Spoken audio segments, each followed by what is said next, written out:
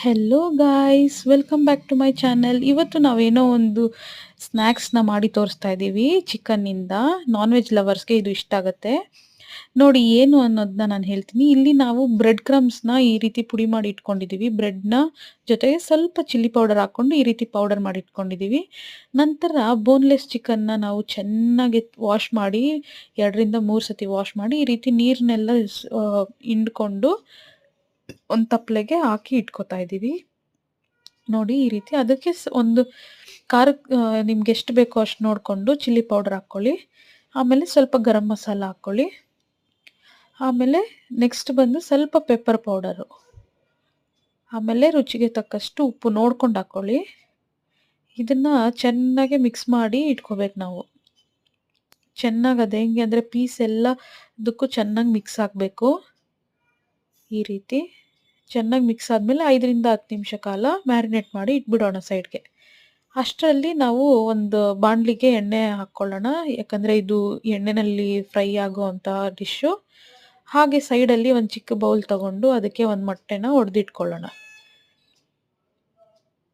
So ಆ ಮೊಟ್ಟೆನ ಚೆನ್ನಾಗಿ mix ಮಾಡ್ಬೇಕು ನಾವು. ಈ ರೀತಿ ಮಿಕ್ಸ್ ಮಾಡಿ ಇಟ್ಕೋಬೇಕು ಸೈಡಲ್ಲಿ. ಆನಂತರ ಸೈಡಲ್ಲಿ ಕಾರ್ನ್‌ಫ್ಲವರ್ ಒಂದು ಪ್ಲೇಟಲ್ಲಿ ಹಾಕ್ಕೊಂಡು ಆ ಚಿಕನ್ ಮಿಕ್ಸ್ ಮಾಡಿ ಇಟ್ಕೊಂಡಿರೋದನ್ನ ಕಾರ್ನ್‌ಫ್ಲವರ್‌ಗೆ ಹಾಕ್ಕೊಂಡು ಈ ರೀತಿ ಮಿಕ್ಸ್ ಮಾಡಿ ಚೆನ್ನಾಗೆ ಅದು ಮಿಕ್ಸ್ ಆಗಬೇಕು. ಆಮೇಲೆ ಅದನ್ನು ಮೊಟ್ಟೆ ಅಲ್ಲಿ ಅದ್ಕೊಂಡು ಮತ್ತೆ ನೆಕ್ಸ್ಟ್ ಬ್ರೆಡ್ ಕ್ರಮ್ಸ್ ಜೊತೆ ಹಾಕಿ ಚೆನ್ನಾಗಿ ಈ ರೀತಿ ಕವರ್ ಆಗಬೇಕದು. ಕವರ್ ಆದಮೇಲೆ ಎಲ್ಲದನ್ನು ಈ ರೀತಿ ಸೈಡ್ಗೆ ಎತ್ತಿಟ್ಕೊಳ್ಳಿ. ನಂತರ ಎಣ್ಣೆ ಕಾದಿರುತ್ತೆ. ಸೊ ಎಣ್ಣೆಯಲ್ಲಿ ಮೀಡಿಯಮ್ ಫ್ಲೇಮಲ್ಲೇ ಇರಬೇಕು. ಈ ರೀತಿ ಫ್ರೈ ಆಗೋಕ್ಕೆ ಬಿಡೋಣ. ಸೊ ಇದು ಸಂಜೆ ಹೊತ್ತು ಸ್ನ್ಯಾಕ್ಸಿಗಂತೂ ಸೂಪರಾಗಿರುತ್ತೆ. ನೋಡಿ ಈ ರೀತಿ ಬ್ರೌನ್ ಆಗ್ತಾ ಇದೆ. ಒಂದು 10ರಿಂದ 15 ನಿಮಿಷ ಬೇಯಬೇಕು, ಯಾಕಂದರೆ ಅದು ಚಿಕನ್ ಅಲ್ವಾ, ಒಳಗಡೆ ಬೇಯಬೇಕು. ಸೊ ಇದರಲ್ಲಿ ನಾವು ಇನ್ನೊಂದು ಥರನೂ ಟ್ರೈ ಮಾಡಿದ್ವಿ ವಿತೌಟ್ ಬ್ರೆಡ್ ಕ್ರಮ್ಸು, ಬರೀ ಎಗ್ ಮತ್ತು ಇದು ಕಾರ್ನ್‌ಫ್ಲವರ್ ಜೊತೆನೂ ಮಾಡಿದ್ದೀನಿ. ಈ ಟೇಸ್ಟ್ ಹೆಂಗಿದೆ ಅಂತ ನನ್ನ ತಂಗಿನ ಕೇಳೋಣ ಬನ್ನಿ. ಅವಳಿಗಂತೂ ಸಿಕ್ಕಾಪಟ್ಟೆ ಇಷ್ಟ ಆಯಿತು ಈ ಟೇಸ್ಟು. ಅವಳ ರಿಯಾಕ್ಷನ್ ನೋಡೋಣ, ಫೇಸ್ ರಿಯಾಕ್ಷನ್. ನಿಜವಾಗ್ಲೂ ನೀವು ಇದನ್ನು ಟ್ರೈ ಮಾಡಿ ನೋಡಿ. ಬಿಸಿ ಬಿಸಿ ಸೂಪರಾಗಿರುತ್ತೆ.